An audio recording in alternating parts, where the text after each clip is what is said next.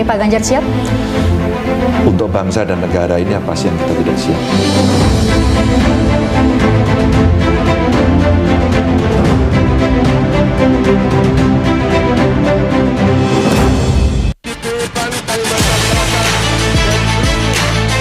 Dukungan demi dukungan terus mengalir kepada Ganjar Pranowo untuk maju dalam Pilpres 2024. Dukungan untuk Gubernur Jawa Tengah ini terus berdatangan dari berbagai kalangan, termasuk dari ratusan ulama dan cendekiawan Muslim yang tergabung dalam Ijtima Ulama Nusa Tenggara Barat.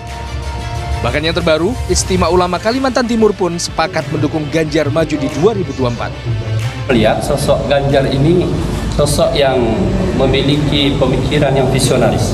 Dan ini terbukti 2 kali periode beliau memimpin Jawa Tengah dalam keadaan yang sangat stabil sekali. Arus bawah nampak sudah semakin bulat dalam mendukung Ganjar Pranowo.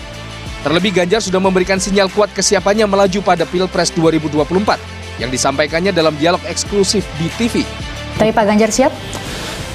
Untuk bangsa dan negara ini apa sih yang kita tidak siap? Ganjar sudah siap. Lantas kini kita tinggal menanti siapa yang akan membawa Ganjar Pranowo sebagai capres pada Pilpres 2024 mendatang. Ganjar Pranowo telah siap dinyatakan maju 2024. Ya, di level akar rumput kita lihat saja dukungan pada Ganjar terus mengalir dan mengemuka dari berbagai partai. Lalu seperti apa tentunya peta dukungan dari berbagai pihak kepada Ganjar di 2024 ini? Dan bagaimana juga terkait dengan sinyal yang diberikan oleh Ganjar, kita akan membahasnya. Di sini telah hadir bersama kami dalam studio BTV Semanggi ada Mas Toto di sini, Yunarto Wijaya, Direktur Eksekutif Carta Politika Indonesia. Terima kasih Mas Toto telah bergabung bersama kami. Lalu kemudian ada Mas Kris T. Chandra. Ini adalah Sekjen Kornas Ganjaris. Ya. Oke, terima kasih telah bergabung. Ganjar ini ya, kalau kita lihat endingnya kemarin eksklusif di BTV. Ganjar Pranowo sudah siap, sudah memberikan sinyal siap 2024. Mas Toto. Ya, saya nggak kaget ya, tiba-tiba muncul kalimat seperti ini, dan saya pikir kaget juga langsung di BTV keluar kalimat yang menurut saya bisa dikatakan cukup eksplisit. Ketika selama ini kita tahu Ganjar sangat berhati-hati terkait dengan pembicaraan mengenai Pilpres, pembicaraan mengenai kesiapan terkait dengan Pilpres, dan kemarin saya pikir bahasanya tidak lagi bercabang, tidak lagi dalam bentuk bunga-bunga, tapi kalimat siap. Dan yang menarik kan adalah bagaimana memaknai ini. Kalau saya melihat, kita kan harus melihat Ganjar ini ada 2 identitas yang muncul secara tidak langsung dari pertanyaan ini. Pertama dalam kapasitas sebagai kader partai, dan kedua dalam kapasitas sebagai seorang yang elektabilitasnya memang menempati posisi puncak dari berbagai lembaga survei.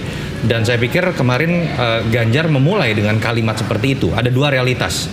Satu, bahwa tiket ini akan menjadi otoritas dari partai-partai. Saya kader dari PDI Perjuangan dan biarkan partai-partai ini berbincang. Betul. Tapi kedua, ada realitas sosial dalam kapasitas yang berbicara mengenai apa yang diinginkan oleh konstituen atau masyarakat, dan jangan hiraukan itu. Saya pikir kemarin Ganjar berbicara dalam sebuah kesadaran, memang dia tidak bisa kemudian berpura-pura surveinya tidak tinggi, Oppo ini survei.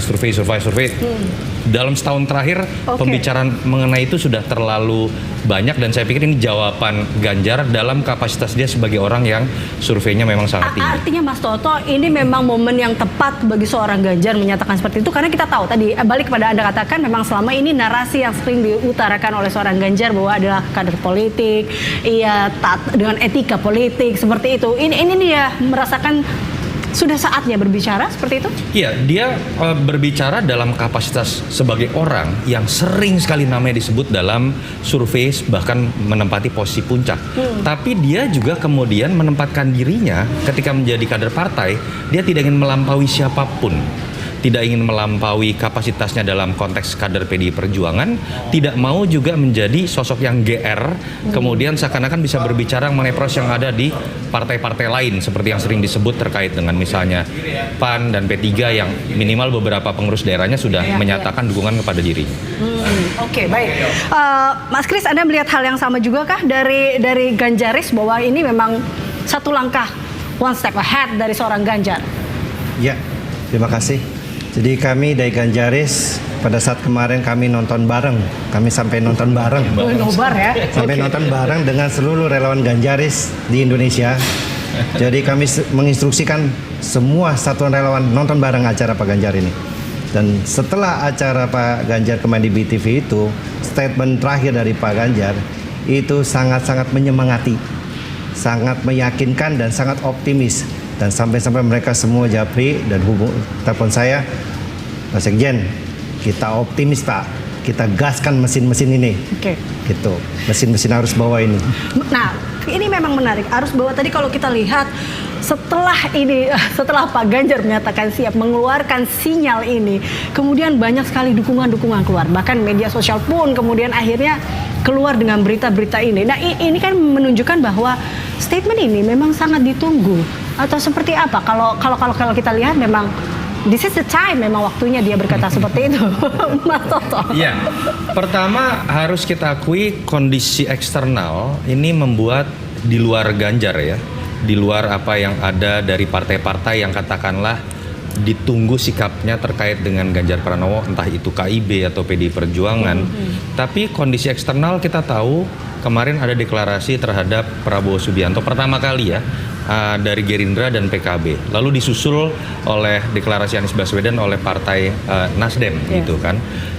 Dua nama dari tiga besar yang kemudian selalu disebut dalam survei sudah berani mendeklarasikan dirinya dan menyatakan siap. Nah, yang posisi nomor satunya nih gimana begitu kan? Dan pada akhirnya secara psikologis itu mendorong juga baik buat Ganjarnya sendiri menurut saya, bukan dalam konteks tadi ya kader partai, tapi dalam konteks ketika namanya disebut-sebut. Yang kedua juga mempercepat proses yang menurut saya ada di partai-partai yang memang melirik Ganjar Pranowo tersebut.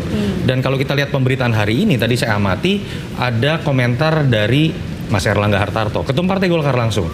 Ada komentar dari PAN, ada komentar dari Waketum P3, bahkan ada komentar dari Ketua Umum Projo, yang semuanya mengutarakan kalimat yang sama.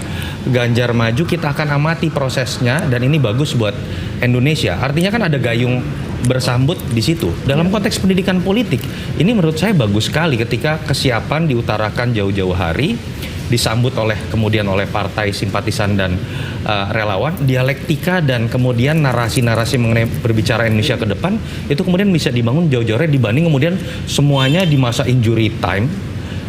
Pemilih dipaksa, simpatisan dipaksa memilih dan harus kemudian mendukung siapapun yang didaftarkan oleh partai di menit-menit terakhir. Pendidikan politik dan dialektika kan tidak terjadi. Menarik menurut saya kemarin adalah jangan kita kemudian melokalisir apa yang diutarakan oleh Ganjar Pranowo itu hanya pada kalimat terakhirnya dalam wawancara tersebut.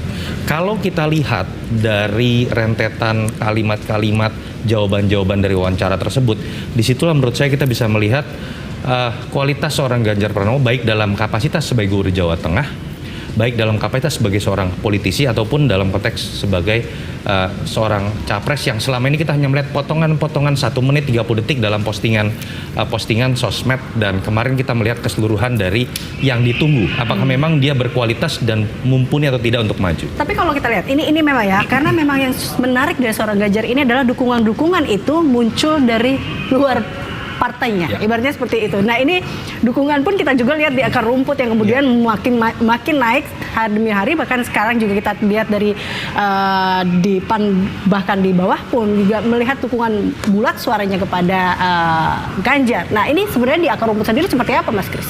Ya, kami di akar rumput sendiri selain Ganjaris juga banyak relawan-relawan Ganjar pendukung Ganjar Pranowo, dan kami melihat bahwa antusiasme dari teman-teman ini ketika melihat Pak Anies dicalonkan sebagai presiden, mereka menunggu kapan Pak Ganjar. Dan akhirnya kemarin di BTV kemarin itu seperti kayak pecah balonnya.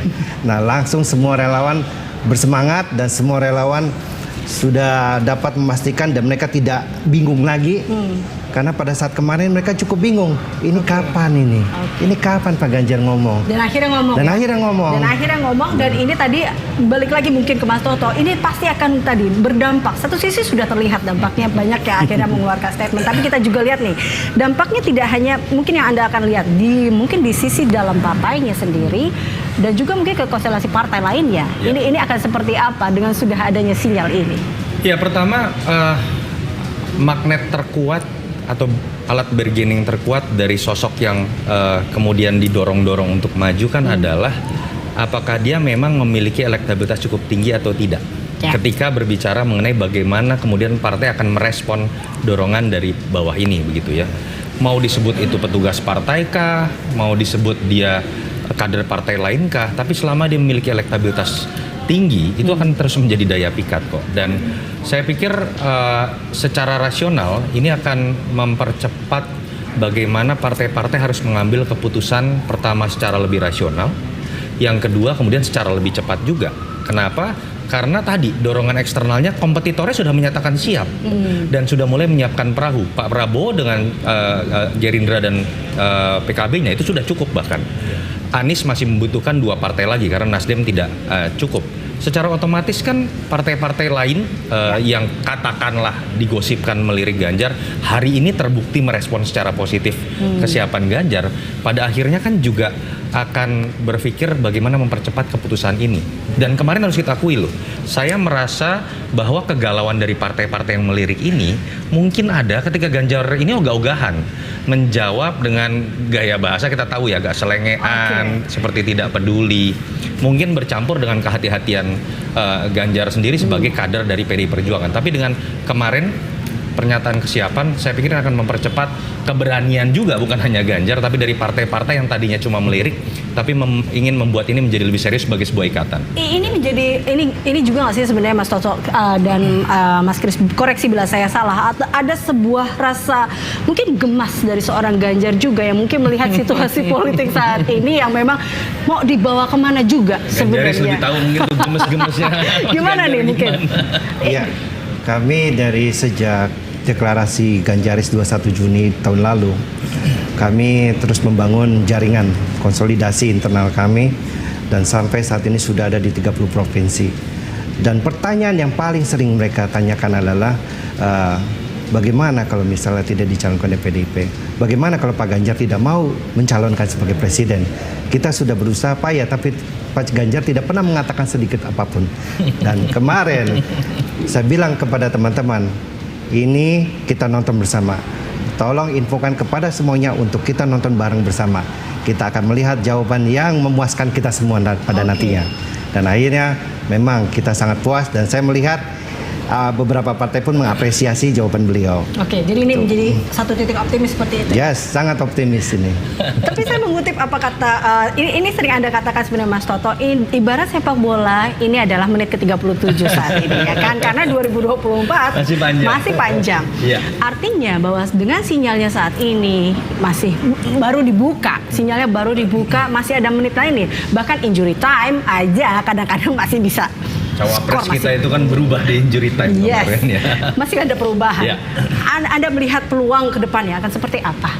Ya, pertama pada akhirnya kalau berbicara capres ya, bukan cawapres ya. Tadi saya sudah sebutkan yang akan menjadi daya ikat, pengikat sampai menjelang pendaftaran di KPU ini adalah nomor 1, tetap bagaimana peluang untuk menang. Dan itu yang akan membuat takut partai kemudian misalnya untuk berbelok arah, karena koalisi pilpres itu dibentuk untuk kemudian menang. Perkara kemudian kenapa pengen menang sih? Oh, karena bagi-bagi menteri, bagi-bagi kursi BUMN, itu konsekuensi dari politik yang memang masih bagi-bagi kekuasaan ya. Tapi ketika berbicara dalam konteks Ganjar, selama Ganjar misalnya dalam kondisi minimal ceteris paribus saja, tidak ada perubahan yang berarti dari kondisi eksternal, konstelasi persaingannya dengan lawan-lawan yang masih seperti ini, saya pikir dia memiliki daya ikat yang kuat untuk menjaga partai-partai yang melirik dia, yang saat ini bukan sekedar melirik, kemudian mulai akan mungkin berani nelfon, PDKT, dan kemudian melamar begitu kan, untuk kemudian bisa dipastikan sampai masa injury time akan tetap bertahan. Dan saya pikir yang paling penting adalah dia punya 2 identitas di sini. Dia masih menjadi Pertama dia capres, yang akhirnya ditunggu, jawaban yang ditunggu-tunggu itu akhirnya mulai dikeluarkan. Kedua, dia masih menjadi gubernur Jawa Tengah yang prestasinya juga akan diamati, disorot, dan kemudian akan terus dinilai apakah kemudian memang dia pantas maju atau tidak. Dan paling penting adalah Ganjar ini masih punya paling banyak tabungan dan investasi untuk menaikkan elektabilitasnya, katakanlah dibandingkan dengan dua pesaingnya, Pak Prabowo dengan Anies Baswedan. Kenapa?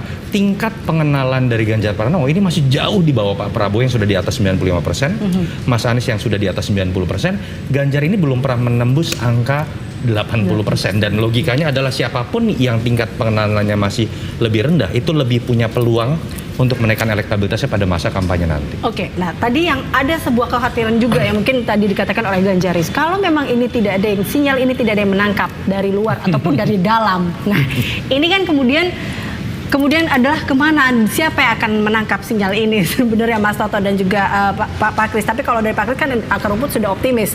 Nah, tapi kalau Mas Toto sendiri melihatnya bagaimana bila nanti ke depannya ada kita saat ini tentunya melihat banyak sekali sosok-sosok, bahkan dari partainya sendiri juga ada Bu Puan di sini yang dimajukan seperti itu namanya.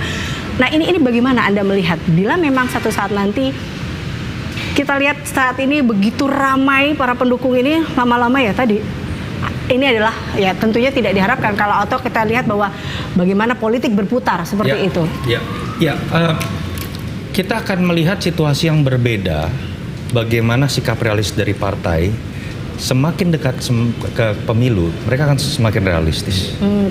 Yang mengatakan tidak percaya survei, percayalah di panggung belakang mereka bertanya kepada kita para lembaga survei angkanya seperti apa, ya. Termasuk yang kemudian di panggung depan mengkritik mengenai survei karena jagoannya rendah, kira-kira begitu ya. Tapi ketika jauh-jauh hari, memang sikap untuk kemudian menjadi inklusif dan kemudian over PD dan kemudian memajukan ketumnya, terlepas surveinya rendah atau tidak, itu sangat tinggi tensinya. Makanya kita melihat dari tahun 2021 katakanlah, billboard itu banyak sekali, hampir semua ketua umum yang surveinya 0, 1, begitu.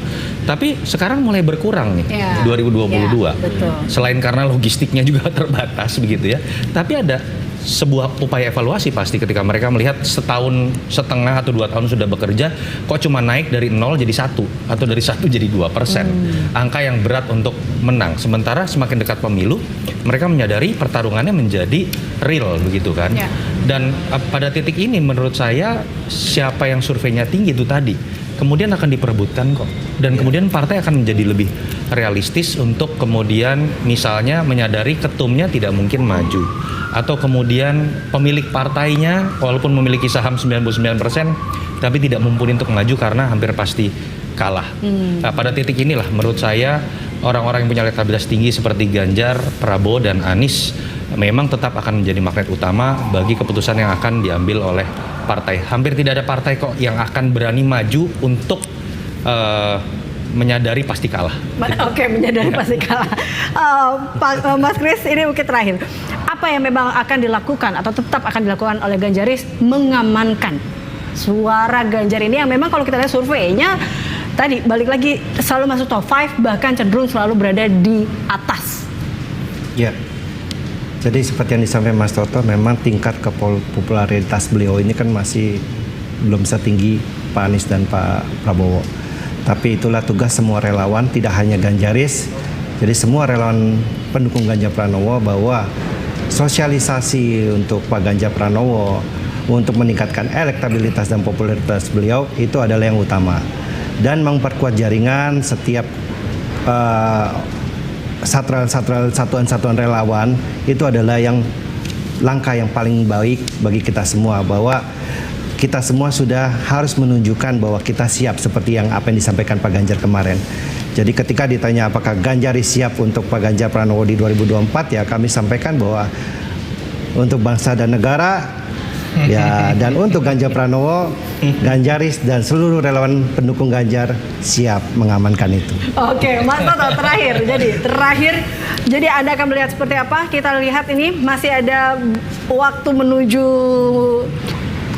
selesainya laga ini sampai 2024. Anda melihat peluang dari seorang Ganjar Pranowo dan juga dari peta kekuatannya akan seperti apa? Bagaimana Anda melihatnya ke depannya? Iya, kalau partai bersikap rasional sepenuhnya, saya pikir memang 3 nama yang kemungkinan akan maju tidak jauh dari Ganjar Pranowo, Prabowo Subianto, dan Anies Baswedan. Dan saya berharap di situ ada pertarungan yang rasional, tidak lagi menggunakan isu-isu sara, politik identitas yang membelah masyarakat. Dan saya berharap itu dimulai dari sikap rasional partai ketika kemudian mengambil keputusan siapa yang maju dan siapa yang tidak. 2024 itu harus diingat bukan hanya sekedar pesta demokrasi semata. Kalau kita bicara secara empiris, itu masa peralihan generasi.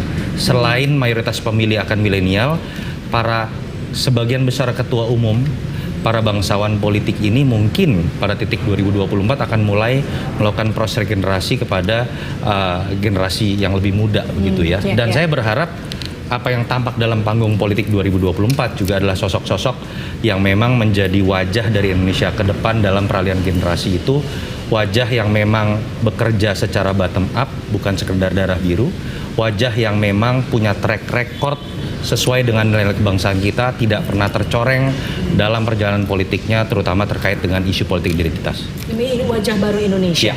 Terima kasih Mas Toto, terima Sama-sama. kasih Mas Kris sudah bergabung bersama kami dalam Berita Satu Sore.